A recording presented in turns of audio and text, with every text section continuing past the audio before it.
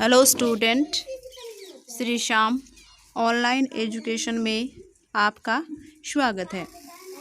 Student, पिछले video में हमने अमेरिकी राष्ट्रपति का निर्वाचन किस रूप में होता है उसका उल्लेख किया था। स्टूडेंट, अमेरिका राष्ट्रपति के निर्वाचन प्रणाली को देखकर हम समझ गए होंगे कि किसी भी राष्ट्र के प्रधान शक्तिशाली मेंबर्स को अगर इन प्रक्रियाओं के माध्यम से चुना जाता है तो वह एक प्रभावशाली एक प्रमुख पद होगा।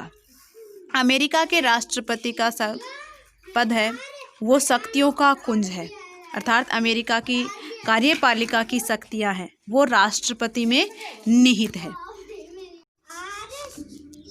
अमेरिका के राष्ट्रपति को विधि का निर्माता, बहुमत दल का नेता व राष्ट्रहित का रक्षक माना जाता है। स्टूडेंट, वर्तमान में अमेरिका में राष्ट्रपति चुनाव की प्रक्रिया चल रही है और इस माध्यम से हम देख सकते हैं कि जिस प्रकार वहाँ की जनता राष्ट्रपति के चुनाव में बढ़ चढ़कर भाग लेती है तथा राष्ट्रपति द्वारा अपने चुनाव प्रक्रिया के दौरान या अपने देश की हर समस्या और समाधान के रूप में जिस प्रकार से बुद्धिमत्तापूर्वक कार्य करता है उसके पावर का पता चलता है।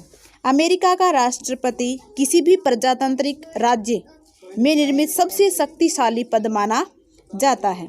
अमेरिका के राष्ट्रपति की शक्तियां नाम मात्र की न होकर वास्तविक है। इसके सभी मंत्री इसके ही प्रति उत्तरदायी होते हैं। स्टूडेंट, आज हम पढ़ेंगे कि अमेरिका के राष्ट्रपति के पास में कौन कौन सी शक्तियां हैं। सबसे पहले हम पढ़ते हैं कार्यपालिका संबंधित शक्तियां। सबसे पहले प्रशासन का संचालन। ये बात हम पहले ही क्लियर कर चुके हैं कि अमेरिका के शासन व्यवस्था की संपूर्ण बागडोर है वो राष्ट्रपति के हाथ में होती है, इसलिए राष्ट्रपति है वो प्रशासन का चालक संचालक कहलाता है। दूसरा है कानून को लागू करना और व्यवस्था बनाए रखना। अमेरिका का राष्ट्रपति है वो सर्वशक्तिशाली है, जिसके कारण कानून का निर्माण है वो उसके अनुरूप ही होता है, या फिर हम कह सकते हैं कि एक प्रकार से कार्यपालिका के साथ उसके महत्वपूर्ण संबंध है या कांग्रेस के साथ उसके महत्वपूर्ण संबंध है, जिसके कारण वह अपने विचारधाराओं के माध्यम से वो कानून लागू करता है तथा वहाँ पर व्यवस्थाएं बनाए रखता है। तीसरा है पद व नियुक्तियों पद से हटाने की शक्ति। अमेरिका के राष्ट्रपति को अमेरिका के जो महत्वपूर्ण पदाधिकारी हैं उनकी नियुक्ति करने तथा उन्हें पद से हटाने का अधिकार है।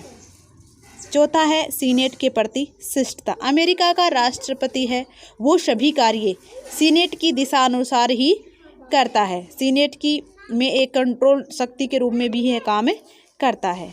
पांचवा है क्षमादान का अधिकार। अमेरिका के राष्ट्रपति को क्षमादान की शक्तियां हैं वो प्राप्त है। वह किसी भी व्यक्ति को मृत्युदंड या फिर उसकी सज़ा में कटौती कर सकता है।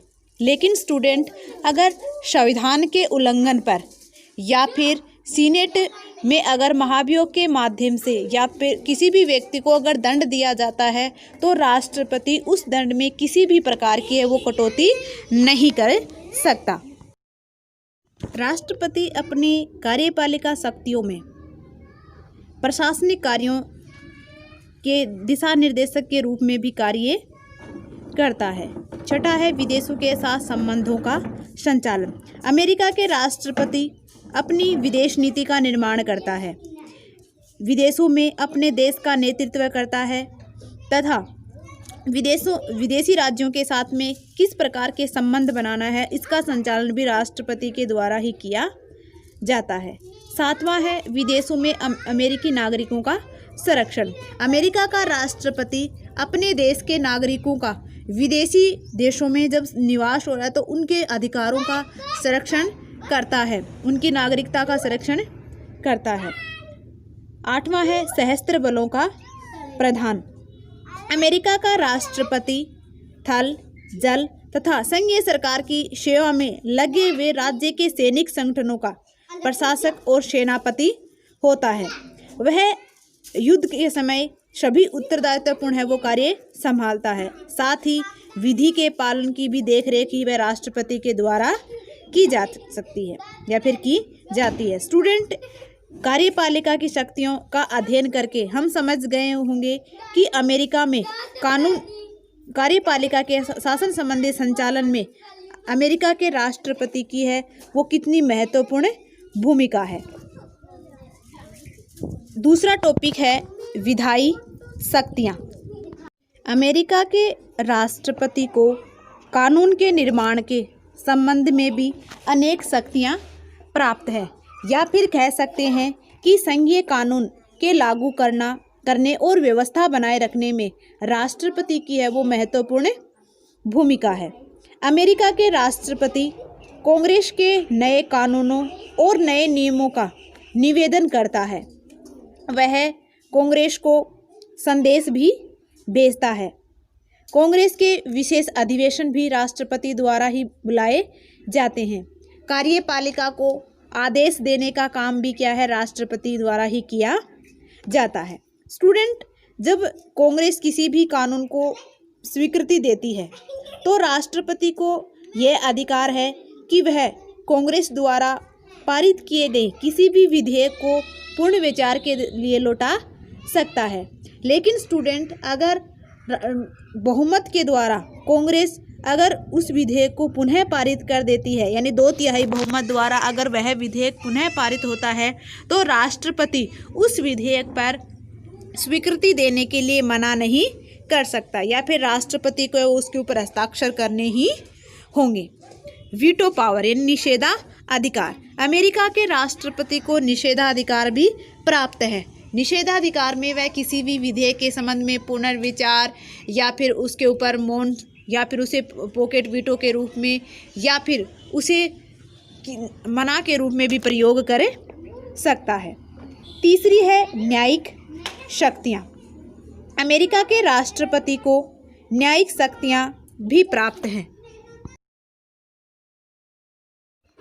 अमेरिका के राष्ट्रपति को न्याय के क्षेत्र में कुछ शक्तियाँ प्राप्त हैं। यह सीनेट की सहमति पर सर्वोच्च न्यायालय के न्यायाधीशों की नियुक्ति कर सकता है। न्यायालय की सिफारिश पर वह किसी भी अपराधी को क्षमादान भी प्रदान कर सकता है, लेकिन सीनेट द्वारा अभियोग चलाए हुए व्यक्ति को वो क्षमादान नहीं दे सकता। यह अधिकार अमेरिका के राष्ट्रपति के है वो पास नहीं है।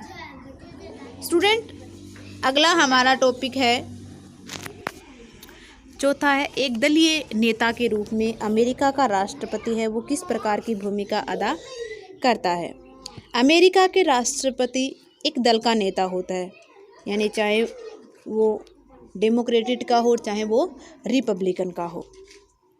दूसरा, राष्ट्रीय समिति के चेयरमैन की नियुक्ति। स्टूडेंट, ये हमने पढ़ा था कि जब राष्ट्रपति का चुनाव होता है तो उससे पहले एक राष्ट्रीय समिति का गठन किया जाता है और उस गठन में अध्यक्ष और चेयरमैन की नियुक्ति की जाती है।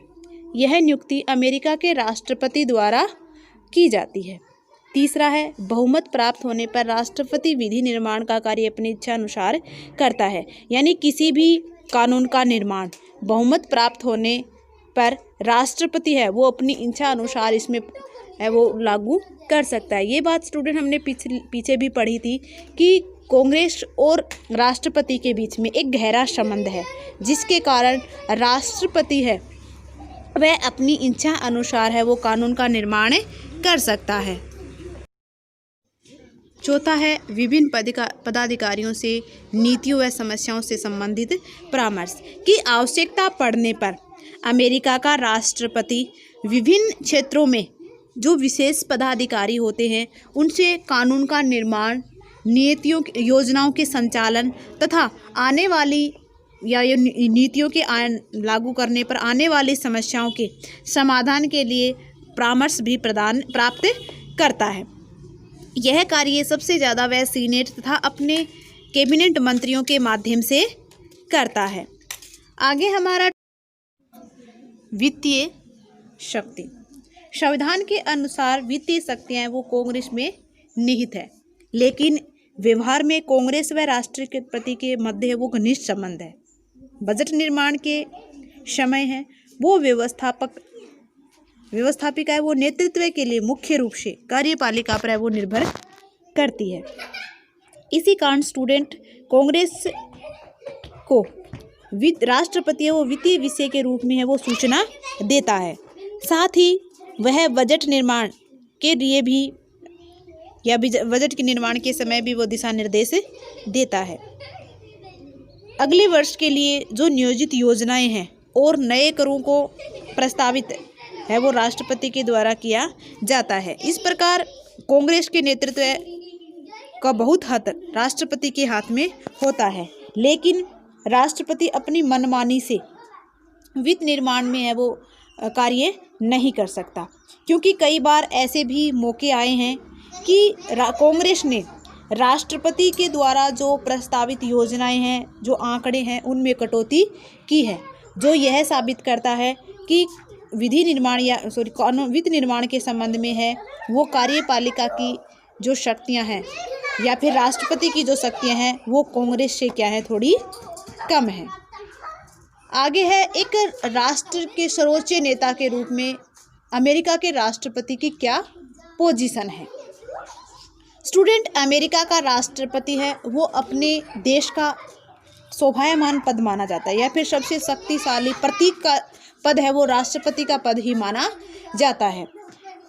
अमेरिका का राष्ट्रपति अपने जनता का पूर्ण रूप से नेतृत्व करता है या फिर जनता का समर्थन है वो प्रत्यक्ष तौर पर है वो राष्ट्रपति को प्राप्त होता है। अमेरिका का राष्ट्रपति एक कूटनीतिज्ञ या एक राजनीतिज्ञ है होता है जो अपनी बुद्धिमत्ता से विभिन्न समस्याओं का समाधान करता है। साथ ही विश्व परिदृश्य में जो अमेरिका राष्ट्रपति की पोजीशन है उसे बनाए रखने में भी अमेरिका का राष्ट्रपति है वो बहुत हद तक सक्षम होता है। संकट काल के समय अमेरिका के राष्ट्रपति की शक्तियां हैं वो और अधिक बढ़ जाती हैं, क्योंकि वह आंतरिक अशांति, आर्थिक संकट व युद्ध की स्थिति उत्पन्न होने पर कुछ या फिर कह सकते हैं विस्तृत शक्तियों का स्वामी बन जाता है। स्टूडेंट अमेरिका के राष्ट्रपति की शक्तियां और अमेरिका के राष्ट्रपति की चुनाव प्रक्रिया के बारे में हम अध्ययन करके ये समझ चुके हैं कि अमेरिका में राष्ट्रपति का जो पद है वो कितना महत्वपूर्ण है। अमेरिका का राष्ट्रपति एक प्रजातांत्रिक राज्य के सर्वोच्च प्रधान के रूप में कार्य करता है।